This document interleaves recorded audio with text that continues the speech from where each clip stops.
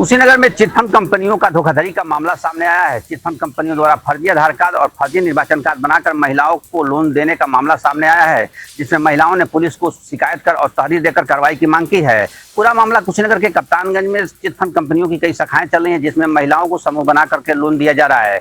इन महिलाओं का आधार card original लिया जा रहा है और फर्जी आधार कार्ड और फर्जी निर्वाचन कार्ड बना करके इन्हें लोन दिया जा रहा है। साथ ही साथ फर्जी आधार कार्ड और फर्जी निर्वाचन कार्ड के नाम पे 2000 रुपए की अवैध वसूली हो रही है। साथ ही इनके बीमा के नाम पर भी 5000 रुपए की अवैध वसूली हो रही है। महिलाओं ने पुलिस को शिकायत कर कार्रवाई की मांग की है।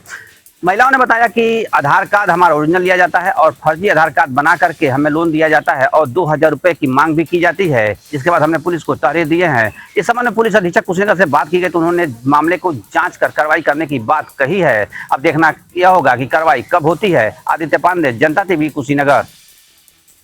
राजधानी के चौधरी चरण सिंह एयरपोर्ट पर इस समय वन्य जीवों का खतरा बढ़ गया है। इससे सतर्क करने के लिए लगातार जो अडानी प्रशासन लगा हुआ है और आज उसने एक अभियान शुरू किया है कि वन्य जीवों खतरे के लिए आसपास लोगों को जागरूक कर रहा है। इसके अलावा अक्सर जो है पक्षियों से भी खतरा रहता है विमानों को टकराने से। जहां मांस की दुकानें जो हैं उसकी वजह से अक्सर पक्षी वहां आ जाते हैं और विमानों से टकरा जाते हैं। एक दो हादसे हो भी चुके हैं, तो इसको लेकर के भी वो जागरूक कर रहा है कि लोग आस पास मांस की दुकानें लगाएं। उसके अलावा एयरपोर्ट के आसपास ऊंचाई में इमारतें जो हैं उसको रोकने के लिए भी लगातार कवायद चल रही है और अडानी प्रशासन जिला प्रशासन साथ मिलकर के चाहता है कि लोग अब कोई ऊंची इमारत आसपास न बन पाए कि जिससे विमानों को कोई खतरा आवागमन में पैदा हो। तो इसको लेकर के लगातार जो प्रयास चल रहे हैं कि ऊंची इमारतों पर भी रोक लगे और जो अब ऊंची इमारतों जो नक्शा पास भी करा चुके हैं वो एयरपोर्ट पर आसपास नहीं बना सकेंगे। कारण क्या है कि जो है प्रशासन लगातार लगा है कि विमानों को खतरा बर्दाश्त नहीं किया जाएगा और जिससे जो है अब उम्मीद ये की जा रही है कि जो है शायद एयरपोर्ट प्रशासन की बात जिला प्रशासन मान ले और उसके बाद जो है ऐसी इमारतों पर जो है प्रतिबंध लग सके। कैमरामैन रियाज के साथ टीएन मिश्रा, जनता टीवी, लखनऊ। उमेश पाल हत्याकांड मामले में 50,000 की इनामी बाहुबली पूर्व सांसद अतीक अहमद की पत्नी शाइस्ता परवीन की जहां पुलिस को तलाश थी, तो वहीं अब ईडी को भी मनी लॉन्ड्रिंग मामले में शाइस्ता परवीन की तलाश है। जहां शाइस्ता परवीन ना अपने पति के जनाजे में शामिल हुई, ना ही बेटे के जनाजे में शामिल हुई। ऐसे में शाइस्ता परवीन कहाँ है किसी को नहीं पता है।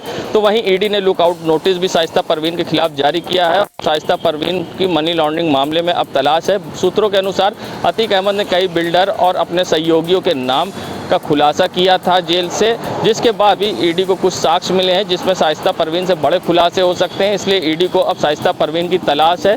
बीते दिनों जहां बिल्डर संजीव अग्रवाल और पूर्व सपा विधायक के वहां भी ईडी का छापा पड़ा था और कई सहयोगियों और सीए के वहां भी ईडी का छापा अतीक को लेकर पड़ा था, तो वहीं अब ऐसे में अतीक के सहयोगियों पर अब ईडी की नज़र टेढ़ी है और शाइस्ता परवीन की तलाश में ईडी जुट गई है। जनता टीवी के लिए सैयद मोहम्मद आमिर, प्रयागराज।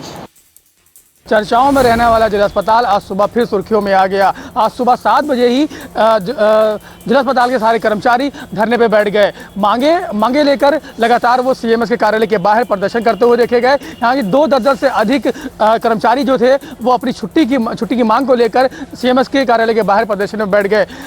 यही नहीं, दूर दराज से आए हुए मरीज लगातार 2 घंटे चले इस धरना प्रदर्शन से बहुत हद तक प्रभावित हुए। दूर दराज से आए मरीज, क्योंकि ना ही पर्चे की व्यवस्था वहाँ पर उपलब्ध थी और ना ही ओपीडी चल रही थी, यानी पूरी तरीके से पूरा अस्पताल बाधित था और कहीं ना कहीं जितने मरीज बाहर से आए हुए थे इलाज कराने वो बहुत बुरी तरह परेशान रहे और समस्याओं से जूझते रहे। इसी बीच जिला प्रशासन ने इनकी समस्याओं का सुध लिया और तत्काल एक टीम गठित करके वहां पर भेजी गई और टीम ने जब उन लोगों से बातचीत की गई तो कारण स्पष्ट हो गया कि 2 दिन की छुट्टी मांगी जा रही थी, क्योंकि केदारनाथ जाना था कर्मचारियों को, लेकिन सीएमएस ने उनकी छुट्टी ना देकर नामंजूर कर दिया गया। और यही नहीं, कार्यकर्ताओं ने कर्मचारियों ने यहाँ तक आरोप लगाया कि सीएमएस अपनी मनमानी करते हैं, अपनी मनमानी तरीके से जिला अस्पताल को चला रहे हैं। ऐसी इस तरह की तस्वीरें लगातार जिला अस्पताल से वायरल होती है। कहीं ना कहीं ये एक बड़ा चिंता का विषय है और इसी बीच मरीज लगातार परेशान होते रहते हैं। अब देखना यह रहता है कि वाकई क्या जिला अस्पताल में कोई अहम अधिकारी इसके ऊपर संज्ञान लेता है, कार्रवाई करता है या नहीं करता है, या स्थितियां ऐसी ही बनी रहेंगी, ये देखने वाला विषय होगा। रावली से जनता टीवी के लिए आफ्ताब खान की ये रिपोर्ट।